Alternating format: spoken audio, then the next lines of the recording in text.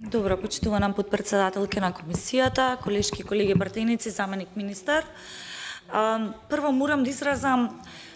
жалење заради тоа што нашите амандмани кои што во изминатите расправи ги предлагавме се разбираат пред се како атак или никаков вид на напад врз самите законски решенија, никако амандмани кои што се во насока да го подобрат законското решение. Зашто беше потребно во најголем дел да ги сериозно разгледате амандманите и дотолку повеќе да ги освоите? Затоа што ако за ништо разбравме во овие законски пакет на законски мерки кои што вие ги нарекувате даночна реформа, дека истата не вие во целост системски, квалитетно разработена и нема да вроди за жал со подобрување на моменталната економска состојба во Македонија. Толку повеќе што овој ваш пакет на законски мерки до сега кои што ги разговаравме ќе бидат напад и врз граѓаните пред се, но доколку ги погледаме по компоненти во зависност од законските решенија,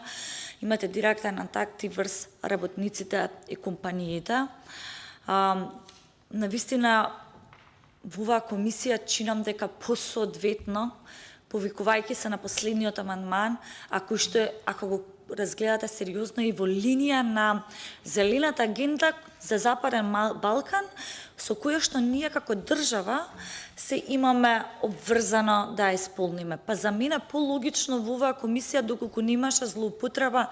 на процедурата, како што тоа го направи за жал поранешен вице-премиер за европски прашања, сегашен министар за финансии, господинот Бесими, ќе беше пологично да разговараме за исполнувањето на целите и приоритетите за кои што ние се обврзавме како земја во делот на зелената агенда, Европскиот пакт за зелената агенда и зелената агенда за Западен Балкан, отколку да разговараме за комисијата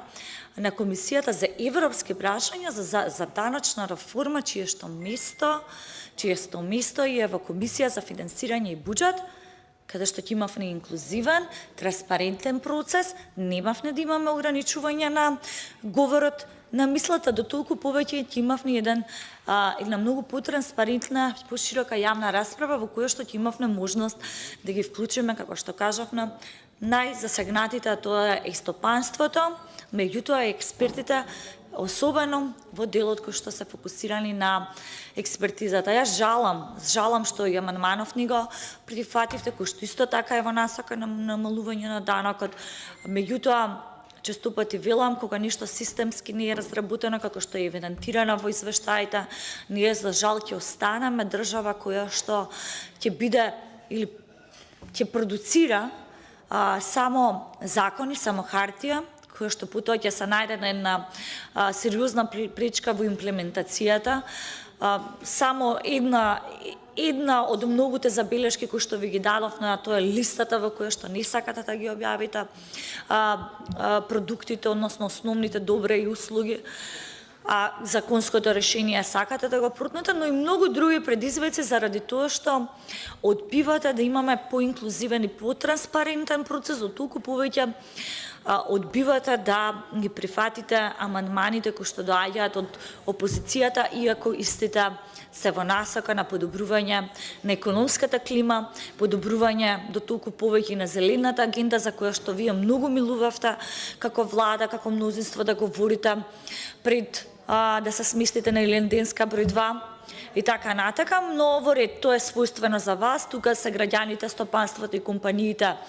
да ве мониторираат и да ве оценат вашата работа, со сигурност согласно анкетите ќе биде и санкционирана. Ние, како и досега, така и понатака, ќе останеме да работиме во интерес на честниот работник, честниот народ и компаниите. Ви благодарам.